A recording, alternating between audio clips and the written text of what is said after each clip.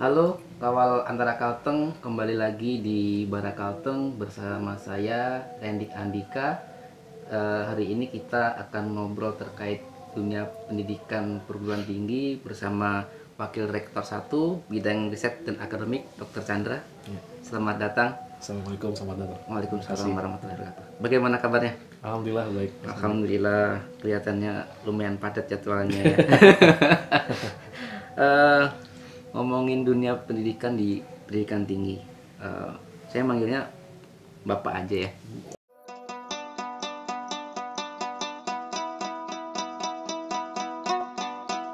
Tuh iye, surah bara antara Kalteng. Oke, siap Pak Chandra. Eh, Beberapa hari yang lalu saya ada artikel atau berita ya, ada program baru dari UMPR terkait apa ya bahasanya ya, yang lulus mungkin eh, tanpa skripsi atau pengganti skripsi atau apalah. Nah, saya ingin berdalam itu sebenarnya. Sebenarnya seperti apa sih program tersebut? Bisa diceritakan bagaimana program itu sebenarnya, Pak Dr. Chandra? Ya, makasih Mas Endit. Jadi sebenarnya program ini sebenarnya sudah banyak ya di beberapa perguruan tinggi besar di Indonesia itu yang melaksanakan ini. Hanya saja ini memang kami memulainya dari program dari Majelis Dikti, yang dimana program tersebut beberapa diantaranya adalah support dari perguruan tinggi untuk meluluskan 5.000 doktor di seluruh Indonesia untuk perguruan tinggi Muhammadiyah. Nah kemudian berikutnya adalah, nah yang ini artikel atau publikasi dari mahasiswa itu 80% dari mahasiswa perguruan tinggi di Muhammadiyah. Nah ini juga yang mendasari kami untuk memulai terkait dengan, sebenarnya ini bukan tanpa skripsi ya, bukan tanpa skripsi. Jadi bagi teman-teman atau masyarakat yang mengira ini, wah enak banget mahasiswa nggak ada skripsi bisa lulus, bukan begitu. Jadi perjalanan penelitian itu tetap ada. Jadi yang berbeda di sini adalah kemasan akhir pada saat dia mempresentasikan skripsi. Jadi skripsi itu tidak tergantikan dari sisi nama mata kuliah. Artinya salah satu mata kuliah yang harus ditempuh dan harus diselesaikan wajib, ada SKS-nya. Nah, jadi sebagai, artinya ini lebih kepada artikel ilmiah itu atau artikel publikasi itu lebih kepada bisa menjadi penyelesaian studi. Artinya mahasiswa bisa menyelesaikan tugas akhir melalui artikel. Jadi secara ininya mereka tetap meneliti, mereka tetap melakukan research sebenarnya. Kemudian ketika hasil akhirnya, kan tadi dibilang hasil akhirnya tulisannya artikel. Kemudian proses perjalanannya sendiri seperti apa? Kita ketahui kan kalau untuk proposal, kemudian tesis, disertasi itu kan ada bikin proposal dulu, latar belakangnya, teorinya, kemudian instrumen penelitiannya, hipotesanya, kemudian jadwal-jadwalnya. Kalau ini sendiri seperti apa? Jadi sekali lagi ini tidak menghilangkan esensi dari penelitian. Riset tetap dilakukan secara normalnya seperti biasa. Kita mahasiswa observasi ke lapangan itu penting. Ketika mereka bahkan mereka sebelum proposal, perjalanan proposal tetap mereka lalui dengan laporan proposal. Mereka harus menyampaikan fenomena umum, fenomena permasalahan yang ada di bab 1. Mereka juga harus diperkuat dengan teori-teori yang mendukung ketika nanti mereka penelitian.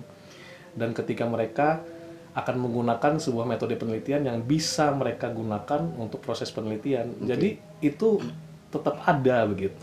Tetap ada, jadi tidak menghilangkan esensi dari mekanisme penyelesaian tugas akhir. Seperti itu Mas Hendy. Oke, artinya misalkan skripsi itu kan biasanya ada yang sampai 100 halaman. Dengan adanya program ini nanti keluarannya jadi seperti apa? Iya. Kemudian kalau kita di skripsi kan harus ada untuk pertanggungjawaban ya, keilmuannya, kemudian kayak ada bukti penelitiannya apa? Bisa foto atau video atau mungkin kuesioner ya. Ya, jadi kemasan kan yang menjadi pembeda ini. Oke. Jadi program ini tidak mengkat, tidak memangkas terkait dengan rules risetnya seperti apa, perjalanan penelitiannya tetap seperti apa adanya, dia observasi, mencari fenomena permasalahannya seperti apa, solusi yang dia berikan seperti apa, kemudian saat dia research dalam perjalanan penyelesaian tugas akhir juga dia tetap akan mendapatkan pembimbing, tetap akan mendapat pembimbing mendampingi untuk penyelesaian tugas akhir. Kemudian dia meneliti, dia melalui proses validasi, kalau kita berbicara instrumen atau pedoman wawancara yang harus divalidasi, sampai dia melakukan riset ke lapangan, dan sampai dia menyelesaikan data-data penelitiannya. Nah, tapi benar yang disampaikan Mas Rendik, ketika kemasan akhir ini hanya berupa sebuah artikel ilmiah yang mungkin halamannya bisa di bawah 10, bisa mencapai 12 halaman misalnya ya. Nah, namun kami sudah memikirkan bahwa ini tidak serta-merta hanya artikel saja tanpa bisa dipertanggungjawabkan. Artinya perjalanan penelitian dia pasti memperoleh data-data penting pada saat penelitian. Contoh kalau kita berbicara metode penelitian kuantitatif, kualitatif, penelitian tindakan kelah atau essence research, atau penelitian pengembangan atau research and development, dan beberapa penelitian lainnya, tentu akan menghasilkan sebuah data penelitian. Betul. Mau itu statistik, mau itu dokumentasi, mau itu pedoman wawancara, maupun itu data. Kalau kita berbicara instrumen kuantitatif, ada instrumen uji coba instrumen, ada validitas dan reliabilitas, perhitungan uji normalitas, uji homogenitas, uji hipotesis, dan lain sebagainya. Itu akan kita cover dalam sebuah repository atau database tersendiri, sehingga ketika suatu saat hasil penelitian mahasiswa dalam konteks artikel tadi ditanya, apa nih hasilnya? Apakah cuma 12 halaman toh yang tulisannya hanya bacaan dan angka saja? Oh tidak, kami sudah menyimpan masing-masing dengan nama dan NIM-nya, bahwa artikel ini juga bersumber dari data-data yang valid. Data-data yang bisa dipertanggungjawabkan, artinya kami masih menyimpan data-data yang menjadi basic atau dasar kenapa hasil penelitian ini terjadi. Siap.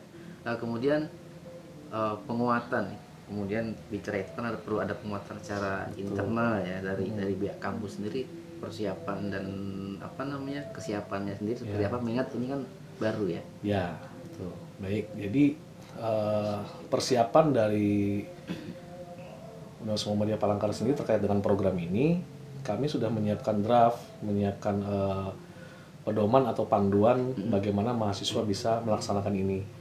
Nah, artinya ini juga akan melalui beberapa tahapan, karena kita kan harus penyamaan persepsi, perspektif dari kalangan internal, sampai ini semua disepakati, dan dia memang sudah ini akan mengarah ke sana begitu. Ya, insya Allah semuanya kita sudah memikirkan segala sesuatunya, dan memang ini akan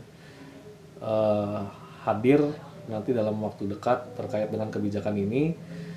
Dan saya punya pengalaman sebenarnya Mas Rendik terkait dengan hal ini. Kenapa saya juga salah satu yang benar-benar ini saya tunggu-tunggu gitu. Kenapa? Karena tahun 2016 sampai dengan 2019, 16, 17, 18, 19, 4 tahunan. 4 tahunan saya waktu itu masih menjadi ketua program studi pendidikan teknologi informasi. Saya benar-benar diberikan kesempatan kepada saya oleh rektor kemarin. Waktu itu Pak Prof. Bulkani ya. Nah, itu saya benar-benar dilepas kayak burung. Gimana tuh? Dilepas maksudnya saya diberikan kebebasan untuk menjadi narasumber, kemudian menjadi juri, kemudian mengikuti seminar nasional internasional dalam negeri maupun luar negeri. Nah, pengalaman saya 4 tahun itu aktif dalam sebuah national atau international conference. Di tengah-tengah itu saya selalu berdialog dan berdiskusi dengan orang-orang di sekitar. Dan tidak sedikit dan hampir semua saya menemukan mahasiswa di sana.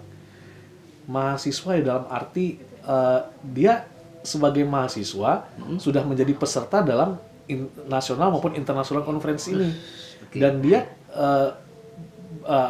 akan sebagai pemateri dalam publikasi ilmiah yang akan dia publikasikan, artikel ilmiah yang akan dipublikasikan, beserta dosennya gitu. Ya, terlepas itu penelitian dosen atau penelitian mahasiswa dengan dosen, ada sebuah experience yang luar biasa, pengalaman yang luar biasa yang didapatkan oleh mahasiswa. Jadi sejenak saya berpikir di situ, bagus mahasiswa seperti ini gitu loh. Artinya ketika mahasiswa mengenal mahasiswa tidak hanya mengenal penelitian, mahasiswa juga harus mengenal bahwa hasil penelitian itu akan menjadi sebuah artikel ilmiah seperti itu. Nah kemudian ketika mahasiswa tersebut ingin lanjut studi, ya untuk yang ke S2 misalnya, banyak perguruan tinggi pasca sarjana di luar sana yang mensyaratkan artikel ilmiah yang akan dipresentasikan pada saat dia mahasiswa baru, pada saat masuk jalur penerimaan mahasiswa baru. Nah banyak yang nggak paham artikel itu apa, betul. Ini apa gitu, termasuk istri saya sendiri. Oh, ini apa nih Bi? Artikelnya apa sih? Nah ini mungkin jadi gambaran juga bahwa sudah saatnya mahasiswa naik tingkat lah, naik level dari sisi itu. Kemudian keunggulannya sendiri program ini apa sih? Kemudian bagi mahasiswa ya terutama dari misalkan berat 100 lembar, outputnya cuma jadi artikel, kemudian dari manfaat untuk kampusnya sendiri seperti apa sih? Pembeda dengan yang biasanya seperti apa? Oke, baik. Nah, jadi pertama kita melihat fenomena ujian skripsi itu kan mahasiswa selalu dihadapkan dengan tebalnya skripsi ya. Betul, pengalaman banget ya. Mas Andi mungkin pengalaman, saya juga dulu pengalaman. Gitu mungkin teman-teman mahasiswa di luar sana juga banyak pengalaman terkait dengan yang menyelesaikan skripsi. Skripsi mereka tebal-tebal. Iya kalau kita ketemu mahasiswa yang benar-benar memahami seluk-beluk skripsinya. Tapi rata-rata ketika kita berbicara menanyakan fenomena permasalahan masih bingung, buka-buka lagi. Betul. Kita tanya teori yang diperkuat yang mana, izin Pak ingin membuka gitu. Ya artinya tidak tidak mempercayai atau meremehkan hasil penilaian mahasiswa, tidak. Artinya begini, dari tebalnya lembar-lembaran skripsi itu, artinya tidak semua kalau kita berbicara short term dan long term memory seseorang manusia ya berbeda-beda ya. Berbeda-beda gitu. Kita tidak bisa mengasumsikan itu semua sama. Padahal karakteristik peserta mahasiswa pun berbeda-beda begitu. Nah, artinya tidak bisa kita samakan mahasiswa itu mampu semua. Betul. Artinya masih ada beberapa dari 100% tuh saya bisa berani bilang 40% lah. Mahasiswa itu hanya bagian-bagian tertentu saja yang dia benar-benar kuasai. Kalau kita lebih dalam, kita gali yang lain, saya selalu menemukan titik-titik mereka tuh bingung dengan ratusan halaman dan lain sebagainya. Ya terbukti dia, tapi tidak sedikit juga saya menemukan mahasiswa yang dia jarang buka skripsi lagi dan dia bisa mempresentasikan dengan baik dan lain sebagainya, data dan lain sebagainya. Itu ya, tapi kan tidak semua. Betul.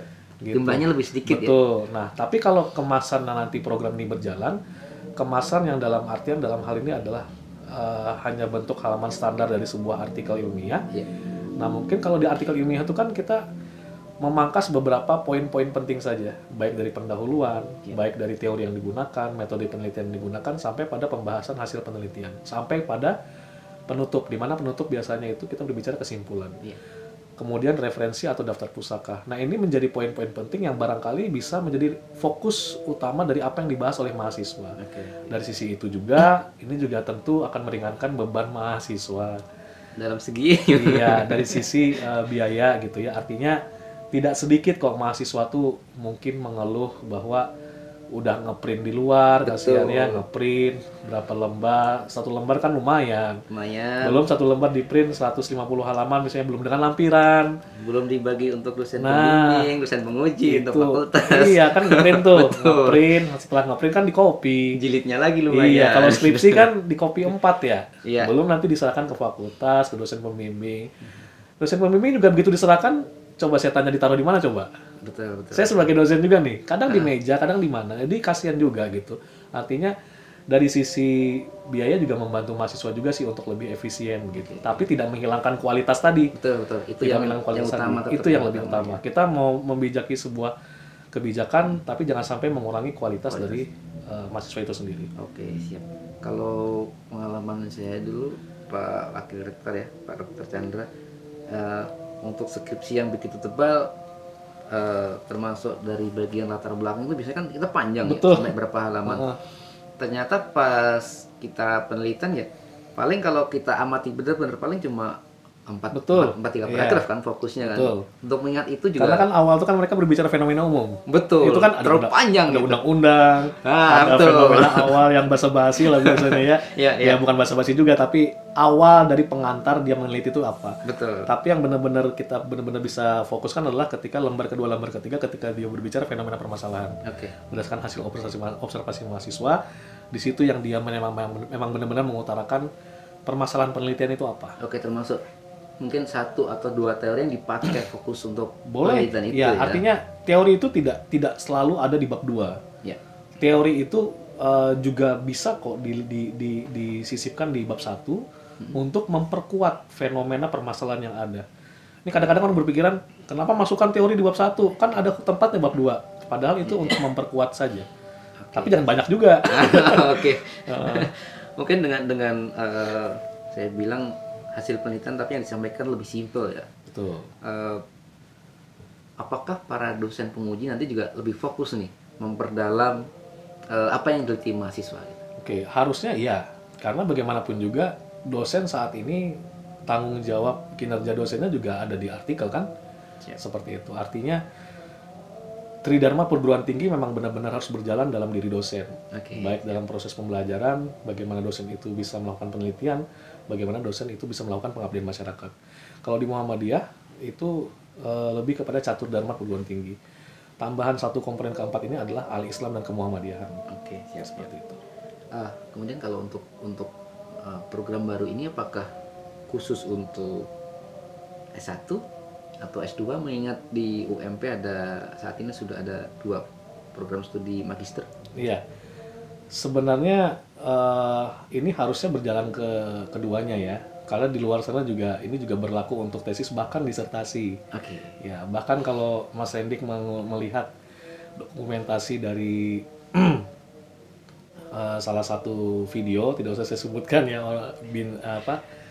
salah satu bintangnya siapa. Jadi kuliah di sana itu dia membutuhkan hanya 3 sampai 5 lembar. 3 sampai 5 lembar, padahal itu internasional loh.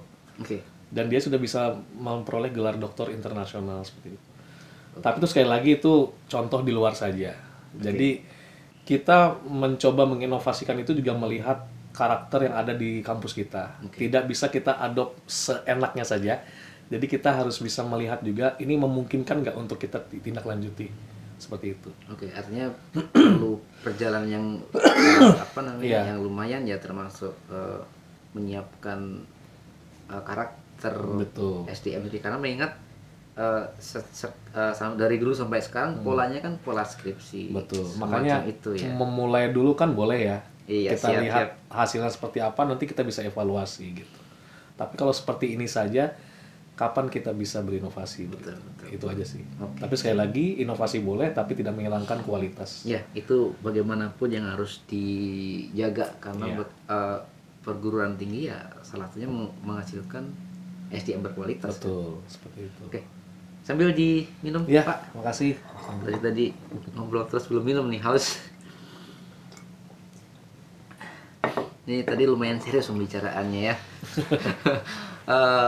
Bicara lebih santai sedikit. Ini ternyata tadi belum sempat ngobrol tentang latar belakang Dr. Chandra nih, Oh, karena iya. karena langsung wah ini kayaknya program baru yang bagus nih. Kalau nggak salah belum ada setahun ya Apa itu? jadi wakil rektor ya. Belum. Saya terhitung Maret ya. April, Mei. Ya. Ya, dua tiga bulanan 3 ya. bulanan. Oke, langsung ada program baru. Ya. Bismillah lah Mas El.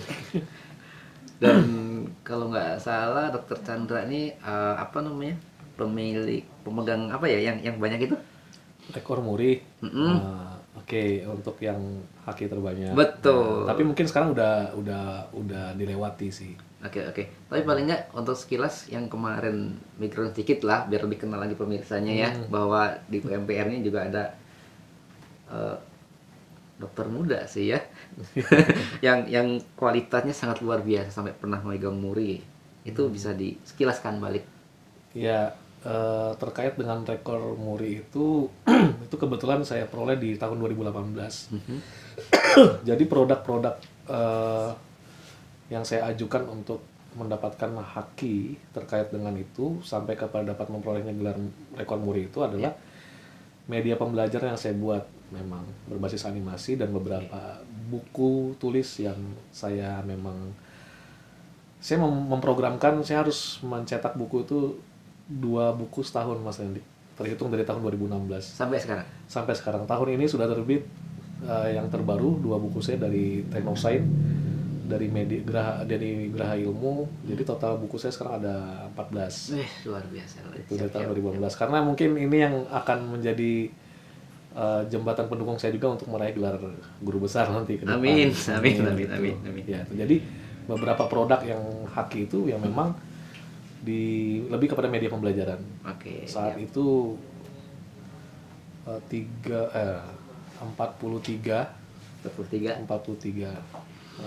haki gitu. Itu kalau apa kemampuannya yang standar nggak bisa tuh, 1 buku aja setahun belum tentu kayak saya kan. Bisa kok Mas Hendrik, semua orang bisa, insya Allah. Amin. Saya juga pernah sekali sih Bang, tapi bareng dengan teman-teman sih. Juga baru 1 buku seumur hidup, tapi juga nggak sendiri. Nggak apa-apa kan haki juga. Kalau haki itu tidak seperti buku hukumnya. Kalau saya tahu ya, mohon maaf kalau saya salah nih. Kalau buku itu dalam konteks penilaian kinerja dosen itu poinnya akan terbagi antara penulis pertama, kedua, ketiga itu akan terbagi. Tapi kalau haki, walaupun nama Mas Rendik itu di belakang, hukumnya sama. Sama ya? Sama. Oke, siap. Tapi kami namanya ada 40 orang deh. Nah, nggak apa-apa. Mau yang mau ke 34 juga tetap hukumnya sama. Setahu saya gitu. Oke, siap. Tapi waktu itu masih termasuk buku jadi karya jurnalistik sih. Ya mudah-mudahan nanti bisa konsultasi dan minta arahan dari Dr. Chandra lah ya. Siap. Tapi memang pada saat mendapat gelar itu banyak yang mengundang di nasional karena kamu dapat berita-berita kan ya. Betul. Di Jawa Pos waktu itu, di internet. Nah, jadi ketika saya tanya nih undangannya atas dasar apa, kami lihat Masnya ini di internet dan ternyata kami undang gitu. Oh, ternyata pemateri untuk menyampaikan strategi untuk memperoleh hak itu seperti apa. Oke, siap. Apalagi sebanyak itu ya. Oke, kemudian rancangan inovasi selanjutnya? Inovasi selanjutnya banyak sebenarnya. Banyak, tapi kita sambil melihat peluang juga, instruksi juga dari pimpinan.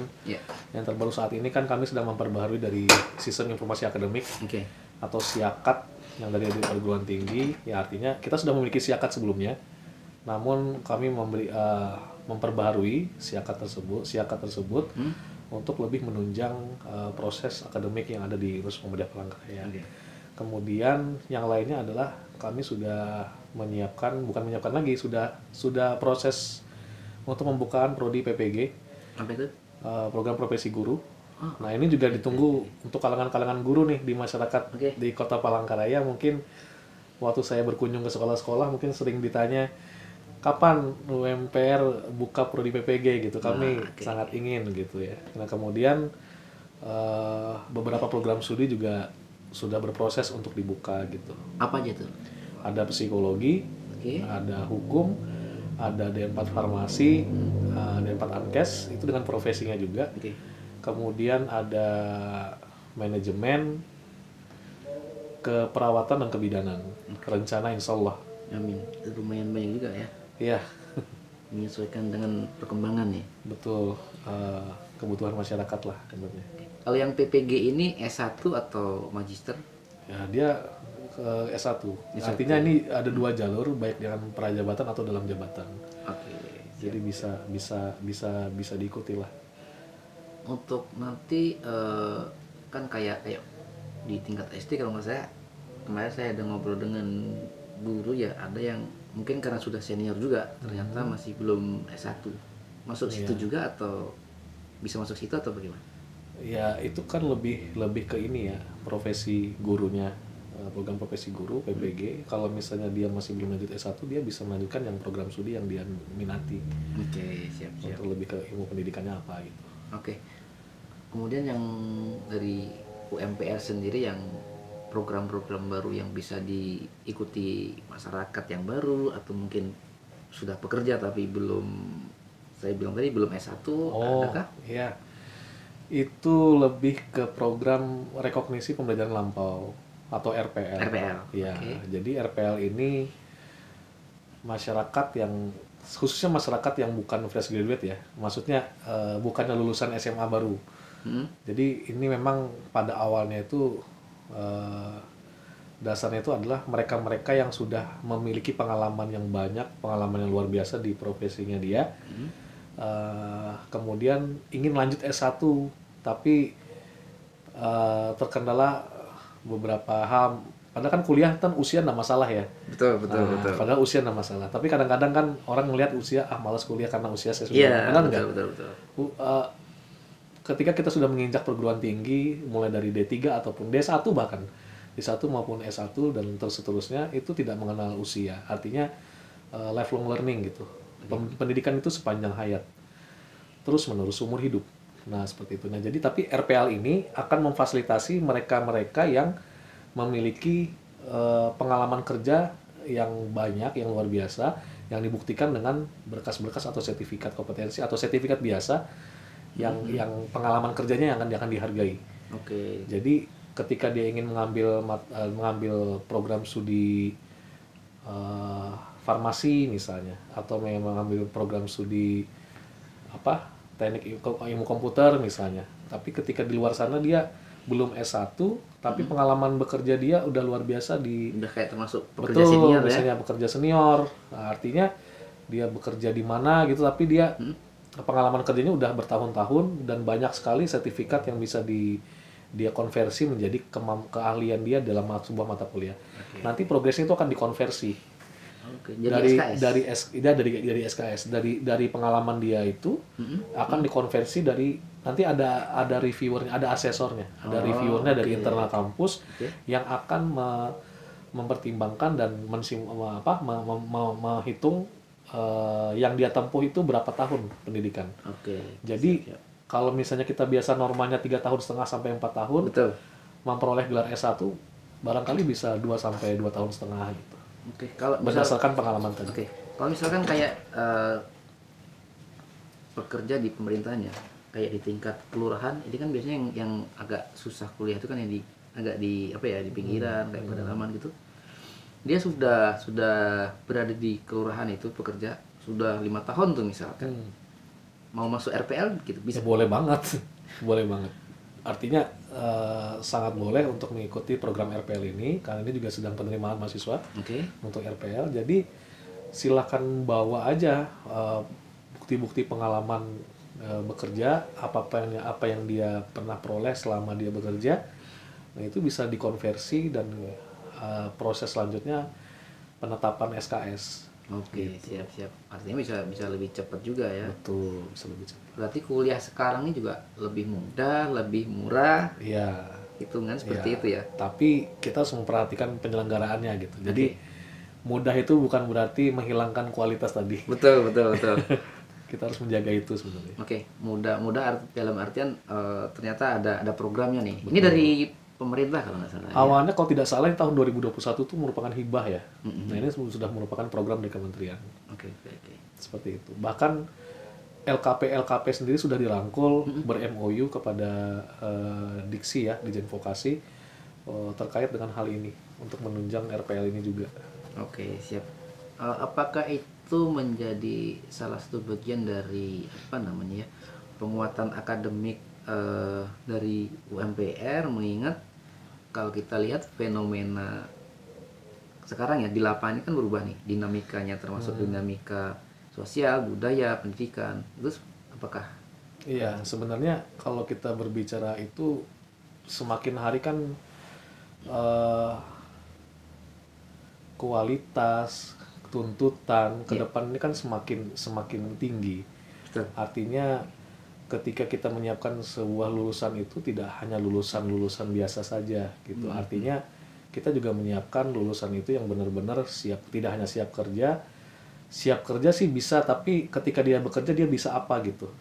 Nah, jadi makanya sekarang kan eh, proses perjalanan perkuliahan di UMP itu ada dosen itu dipersilahkan untuk dibebaskan untuk membawa ke lapangan. Kuliah lapangan. Tapi kuliah lapangan di sini tidak juga sepenuhnya seperti itu. Artinya ada prosentase atau pembagian bobot yang mana yang teori, yang mana yang praktik. Karena begini, teori pasti butuh praktik. Kalau memang ada harus praktik begitu ya. Tapi praktik di sini belum tentu dia paham praktik yang real di lapangan. Betul. Mohon izin saya coba kasih contoh. Ketika di farmasi atau ankes gitu ya, atau di ankes dia yang ngambil darah. Gitu kan ya. Kalau di teori kita kasih teori, cara ngambil darah dengan ini bagian sini teori. Kayak praktik bisa dengan tangan buatan. Saya pernah lihat boneka tangan gitu ya di kampus, sudah lihat ini. Tapi kan dia butuh juga benar-benar nyuntik tangan orang gitu. Bagaimana orang bisa nyaman, apa gitu, nggak takut gimana. Ketika ditarik darahnya emang tersedot, kan kadang-kadang nih kok nggak bisa. Kan gitu kan penting ya. Artinya praktik di sini, kalau pandangan saya, praktik di sini praktik secara akademiknya memang harus, tapi praktik di lapangan juga perlu. Oke, artinya penguatan antara teori dan praktik di lapangan. Betul. Kalau mohon maaf ya, ini pengalaman saya dulu waktu kuliah di Visipol juga. Ternyata untuk menjalankan beberapa teori itu juga perlu keluasan, tidak sekaku teori juga di lapangan. Apakah kampus ingin mengajarkan seperti itu loh? Ada teorinya tapi juga nggak kaku gitu. Ada beberapa yang bisa dikolaborasikan beberapa teori gitu. Ya memang kalau kita bersumber pada teori itu bisa kita praktekkan gitu ya. Artinya begini, teori yang ada dikemukakan di beberapa referensi dan lain sebagainya, ketika kita hanya memandang itu sebuah teori, maka itu akan terpandang sebuah teori biasa saja. Teori saja ya. Teori saja. Tapi ketika kita ingin membuktikan teori tersebut, nah itu silahkan kita buktikan dengan fenomena yang ada itu seperti apa gitu. Sesimpel itu kita memberikan sudut pandangnya gitu. Oke. Berarti seperti kata Pak Rektor waktu masih di sambutan kemarin ya, waktu pelantikan ya, mahasiswa ini tidak hanya kuliah di dalam ruangan ber-AC, tapi juga harus mengenal dunia luar. Betul. Untuk aplikasi teorinya bagaimana? Betul. Karena sekarang kan juga kementerian juga mengeluh-elukan perguruan tinggi itu kita harus bermitra juga dengan dunia usaha, dunia industri. Jadi bagaimana perguruan tinggi juga harus memiliki kerjasama atau MOU juga dengan mitra Dudi atau perusahaan di luar, baik itu instansi pemerintah atau instansi swasta.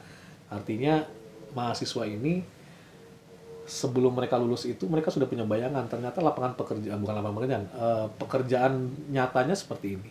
Dunia kerja itu seperti ini gitu. Jadi syukur-syukur ketika mereka ke sana, mereka sudah dapat rekrutmen dari perusahaan yang saat itu kebetulan dikunjungi gitu.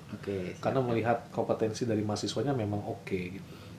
Kemudian untuk menjalankan program tersebut ya, termasuk kerjasama dengan dunia usaha, dengan pemerintahan, UMPR sendiri untuk pelaksanaan seperti apa? Iya, kalau untuk MOU mungkin UMP sudah banyak ya. Artinya kami sudah banyak beberapa untuk menjalin kerjasama. Itu dimulai dari banyaknya kerjasama itu dari ya hibah-hibah yang memang kami harus ber-MOU dan bekerjasama untuk menjalankan program bersama-sama yang memang kebutuhannya dari baik perusahaan maupun kebutuhan dari perguruan tinggi juga. Artinya kami juga tidak ingin kerjasama ini hanya sebatas surat saja, hanya terbatas satu lembar MOU atau kerjasama saja.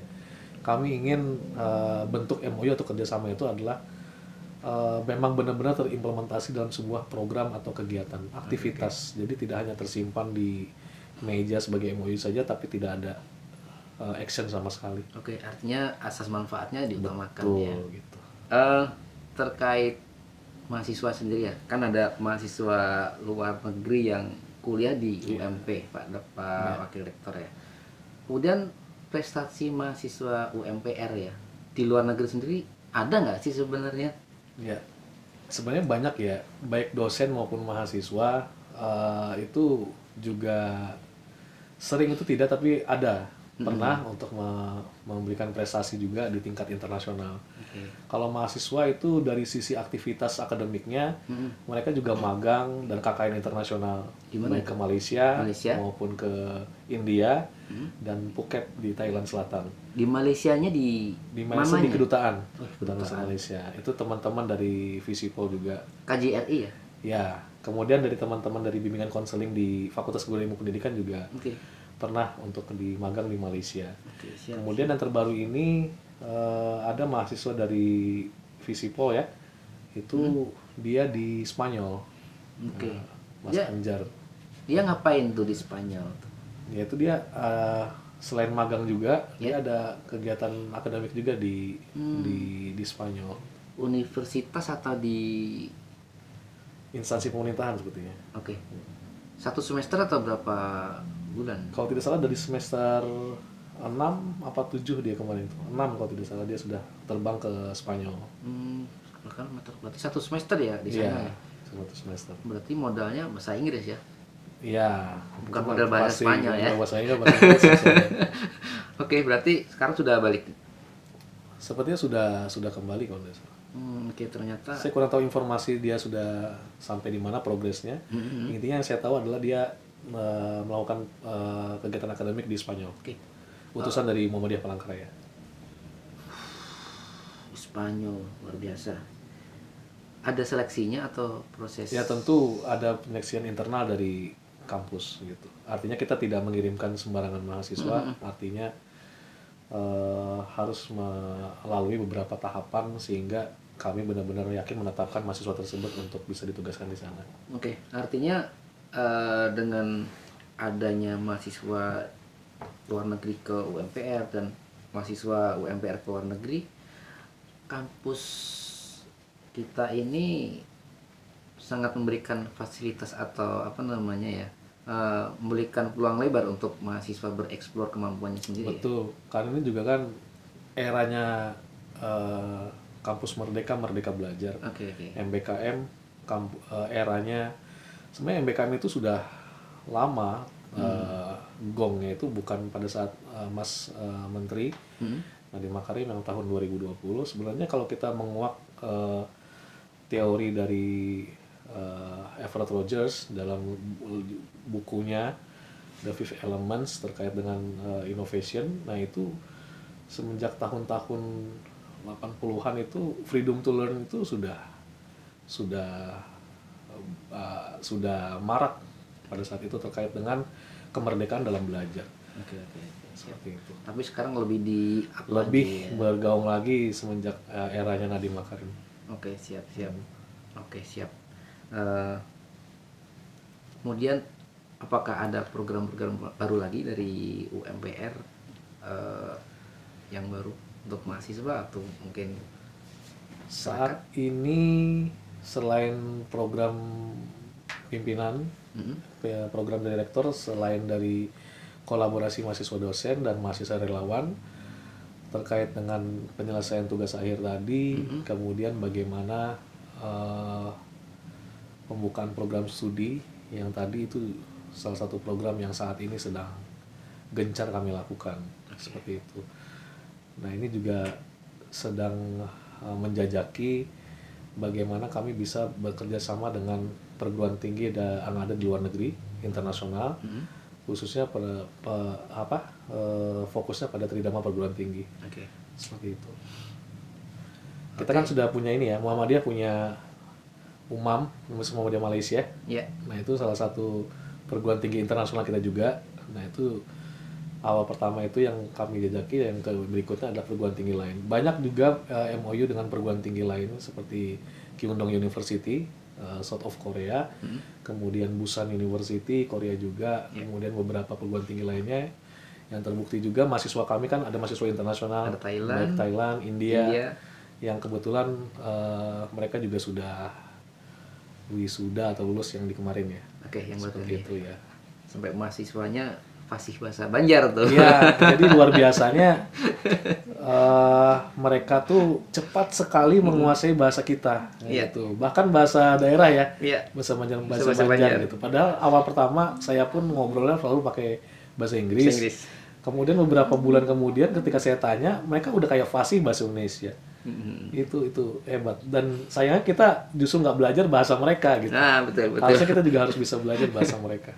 Oke, luar biasa sekali perkembangan kampus ya. Setelah lulus 2020, 3 tahun perkembangannya sangat luar biasa. Iya, sempat 2020 sempat ini ya. Betul, betul. Proses pembelajaran pun berubah menjadi pembelajaran daring. Betul. Itu sebenarnya sebelum pandemi saya pernah merasakan juga beberapa kali pelajaran daring ya, yang ternyata sekarang bukan hanya di dunia pendidikan perguruan tinggi, di instansi pemerintah juga rapat juga daring sekarang ya. Iya. Adopsinya banyak ternyata. Sebenarnya daring yang kita gunakan sekarang kan, beberapa aplikasi yang kita gunakan itu kan awalnya bukan diperuntukkan untuk kuliah ya. Iya, betul. Itu hanya pertemuan daring saja sebenarnya. Tapi karena efek pandemi kemarin, yaitu akhirnya berubah menjadi salah satu perangkat kita yang kita butuhkan juga untuk memfasilitasi pembelajaran. Oke, siap. Terakhir mungkin Dr. Chandra, pertanyaan saya, kenapa harus kuliah di UMPR? Sebelum kita menutup perbincangan Sulit ngobrol ya. santai kita. Iya, apa keunggulan-keunggulan sehingga harus di UMPR? Ya, ini sulit banget nih. Karena saya mengawali dengan banyak perguruan tinggi di Kalimantan Tengah yang bagus. Iya. Artinya kita juga tidak mengecilkan atau meremehkan perguruan tinggi yang ada di Kalimantan Tengah, khususnya di Kota Palangkaraya. Ini lebih kepada pilihan masyarakat. Oke. Ya, jadi setiap perguruan tinggi pasti memiliki keunggulan masing-masing. Betul. Nah, saya menjawab ke UMPR, ya inilah yang kami miliki. Inilah yang kami miliki dari segala fasilitas, sarana prasarana, program-program, inovasi-inovasi. Mungkin masyarakat yang bisa lebih melihat dari mata mereka. Oke. Namun kalau saya diminta untuk kenapa memilih UMPR, kami juga tidak ingin mengatakan kamilah kampus terbaik. Oke. Semua itu terbaik. Artinya semua pasti ingin yang terbaik dan semua pasti memberikan yang terbaik. Nah, terkait dengan condongnya ke UMPR sebenarnya apa ya? Intinya dari program akademik dan program dari dosen, kualitas akademik, sarpras, kemudian gedung dan lain sebagainya, kami selalu berupaya untuk memberikan kepuasan pelayanan yang maksimal untuk mahasiswa itu saja. Oke, siap-siap. Artinya banyak yang ditawarkan ya untuk pilihan. Ya, banyak Bagi ditawarkan. Program studi kami juga Siap. bismillah juga banyak ya, dan semakin banyak nanti beberapa mungkin mudahan dari program pembukaan program studi yang kami ajukan itu diterima, semakin memperkuat masing-masing fakultas yang ada di Universitas Muhammadiyah Palangkaraya. Dan memang alhamdulillah lulusan kami adalah lulusan yang banyak terserap di dunia pekerjaan, Oke, siap-siap. bahkan di instansi pemerintahan seperti itu. Oke, siap-siap. Ya, dari UMBS sudah ada buktinya gitu ya. Ya, terima kasih juga untuk masyarakat di Kalimantan Tengah, khususnya Kota Palangkaraya yang sudah mempercayai Universitas Muhammadiyah Palangkaraya untuk bisa berkuliah di sana untuk sanak famili atau keluarganya. Oke. Semoga kami terus memberikan pelayanan terbaik, kepercayaan, sehingga tetap menjadi pilihan masyarakat seperti itu. Oke, siap-siap. Semoga lancar, pengembangan program studinya juga cepat selesai, Amin. yang baru-baru juga selesai, akreditasnya juga cepat Ya. semua ya, mudah-mudahan ya. Amin. Kan beberapa sudah Ya. Oke, amin. Mungkin lebih bisa terrealisasi karena kami sudah memiliki guru besar. Siap-siap, yang baru saja ya. Iya, Profesor. Profesor Vulkani. Moga-moga cepat diresmikan dari fakultas dari universitas ya. Ya. Amin. Oke, siap. Terima kasih Pak Wakil kasih, Rektor Mas 1 Andi. Dr. Chandra atas waktunya dan kesempatannya. Semoga lain kali bisa berjumpa lagi Insya Allah. mendiskusikan program-program UMPR yang lainnya. Terima kasih Kawal Antara Kalteng. Selesai sudah kita di podcast Bara Kalteng. Semoga memberikan manfaat dan inspirasi untuk Kawal Antara Kalteng semua. Terima kasih. Dah.